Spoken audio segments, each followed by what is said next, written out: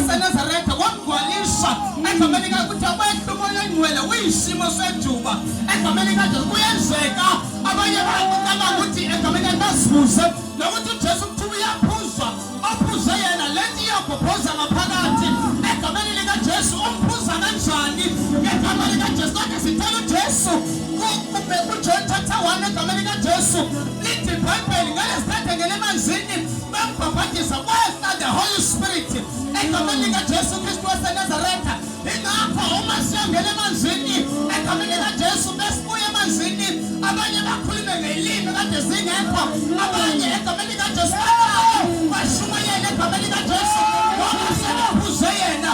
Ngelesithathe ngene emanzini kwehla the Holy Spirit egameni likaJesu baphuza yena ngegama likaJesu.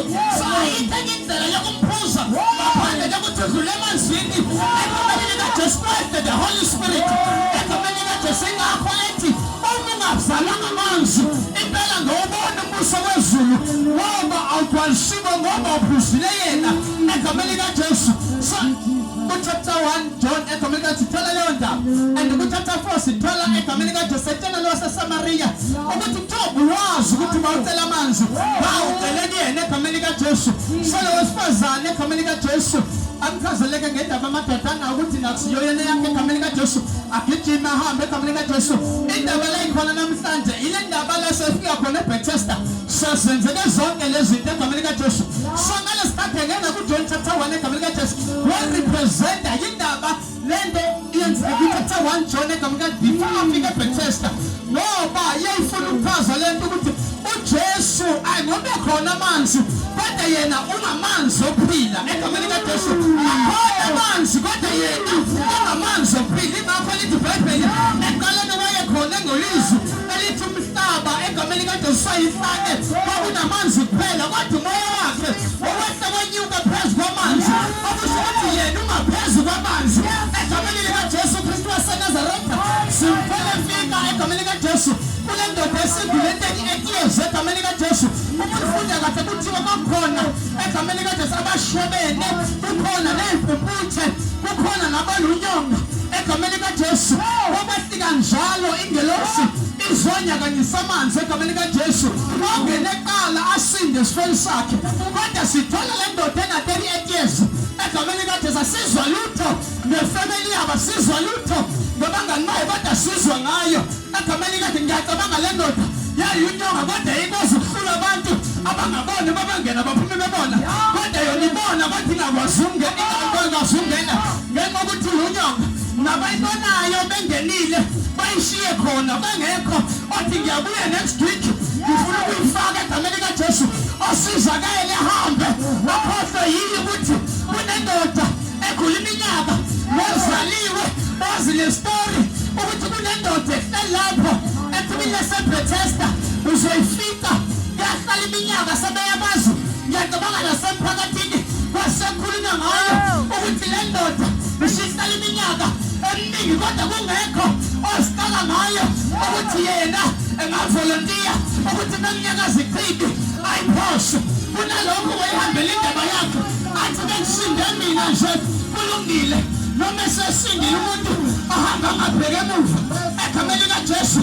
Egameni likaJesu akhohlwe ukuthi impela ngiyibonile le ndoda noma ngathi umuntu usindile bishop mhlawumbe aphinde agule aphinde abuye uzobuyela kule ndoda kodwa kungamudli lokho ukuthi bayingibuyela to the same man egameni likaJesu. Yena uyikhathazanga ukuphila akayikhathazanga ngale ndoda. Sithole egameni likaJesu kwakhona namaJuda egameni likaJesu. uJesu ufika ngeSabatha ngeSabatha egameni likaJesu kungamele ukuthi ngiloshiye egameni likaJesu. Usuku kuphela ayingehli ngeke uzonyakazisa amanzi ukuze kube khona ongenayo.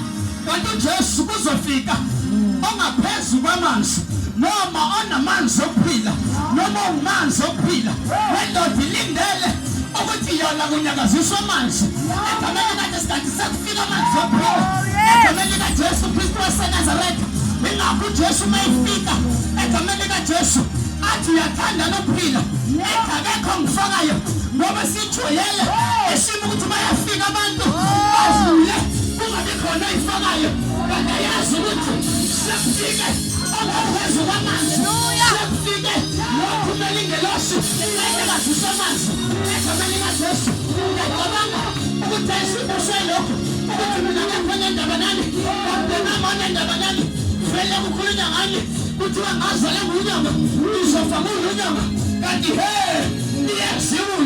liyezomdala kunamanzi amanzi ophila lema manzi ayenyakaza nezinye insuku kodwa kanyakazi esabatha wayeJesu wayeyonke insuku uphethe isabatha ngoba kuthiwa le ndoda ozothi kuphilise ukunyakaziswa kwempilo kanti Jesu ufika ngalesikhathi bengalindele asibahle ukuthi ngeke kushiwo ukuthi ngilosi inyakazi samanzi mhlambe namhlanje kwazile ungena kodwa ufika wena usukazi ngalo ukuthi angeke zinyakazi singilosi namhlanje uthe wengelosi amume uhamba nginamanzi okuphila wena ngiyakuthuma ukuthi wenyakazi samanzi kodwa namhlanje ngifuna ukuzela mina ngamanzi okuphila egameni likaJesu.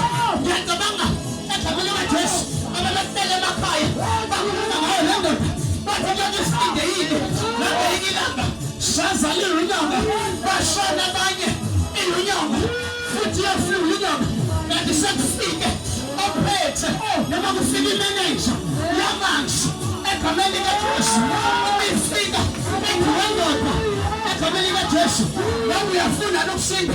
Ngiyacabanga le ndoda yenza iphendule le answer igabekho ngifakayo sathi usantole nokuthi ngizophila kanjani ngoba ngazi kahle ukuthi ngilasa ifiki namhlanje ngoba kungenzeka ukuthi lowo ngomunye olafuna ukungisiza ngiphosa amanzini kodwa namhlanje ngiyazi impela nginatekekezi ngifelela kodwa amanzi impela kazanyakaza ngesabatha kodwa bani lo ozombuza kanti kufika inkosi engaphezu kwamanzi kufika inkosi yangesabatha Jesus egameni likaJesu Kristu waseNazaretha inkosi yangesabatha uphendula kwamanzi egameni likaJesu ukuthi uphethe isabatha ngoba uyinkosi yayo egameni likaJesu waphinde futhi uyafika egameni likaJesu uthi abantu isakala kwami.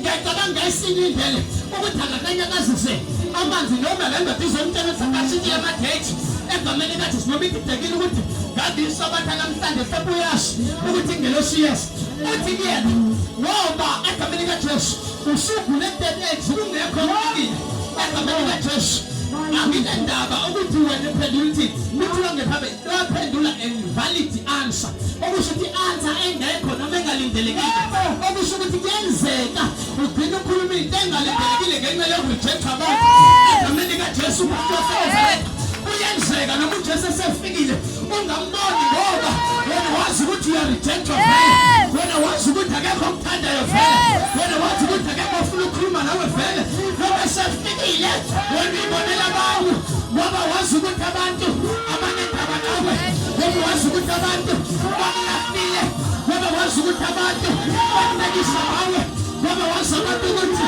bakusiyele ukuthi ufele eqhibini kodwa nayo inkosi yeqhibi kodwa nawo ngaphezu kwamanzi abanyazise eqhibini kodwa uyafuna nokuphila egameni likaJesu kodwa abantu usakala kwabo abantu usakala kwasukuma wabo into engichazayo ke nayo abaJuda bayambuza bathi hayi ngoba yisabatha nje uphile kanjani okusuke bemazi ukuthi kumele aphile bayaqala ukuthi uphile kanjani okusho ukuthi bemazi ukuthi uyadinga ukuphila ingakho bathi uphile kanjani kuyisabatha kunabantu abazomangala uma inkosi yesabatha isifikile umdala wezinsuku esefikile haleluya lesosimo ngiyeza ewundi egameni likaJesu ubangala bona bathi kwenzeka kanjani lokho ngoba yisabatha okusithi belimazi ukuthi uyafuna ukuphila kodwa ungavolontiya kodwa yalikhulumisa lento ngibone abantu ufaka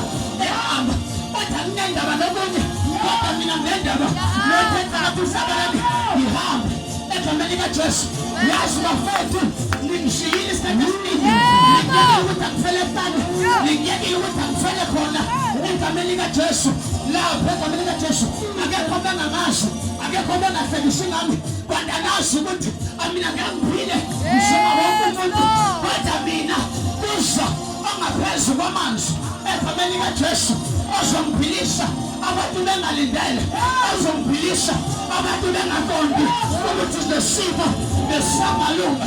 Ngoba inkosi yeSabatha, inkosi enamanzi aphilayo, ingaphezulu zonke izimo, ephilisa abantu sebeqedile egameni likaJesu. Bayeke bakhulume ngoba yena uzofika qale. Uyakufika empilweni kaLazaro, sebekhulumile baqeda athi ngimbekele egameni likaJesu. Lalela ungasakali, uzofika nakho impilo sebethi uyanuka, bathi ngimbekele ngoba besefikile. Sibona isifo siyaguquka, lengokuqala ebhotekesha elandelayo kungekhona ndaba nayo. Sabe nomndeni owesilahlile ngoba sizwa ngayo, kanti abantu uzongena emnyango bathi kwenzenjani, wangena le ndoda esigule beniyetiyeza egameni likaJesu. Kabe labakubo bebengezila babazi ukuthi yayifele khona lapho, bangeke izongena le ndoda yavala for 38 years. Yalahla ubaba wayo, yalahla uma wayo, yalahla obhuti bayo, yalahla bebandla bayo egameni likaJesu. Kodwa siyithola impila ngosuku olulindelekile ngoba besefikile uzokwenza i-turnaround.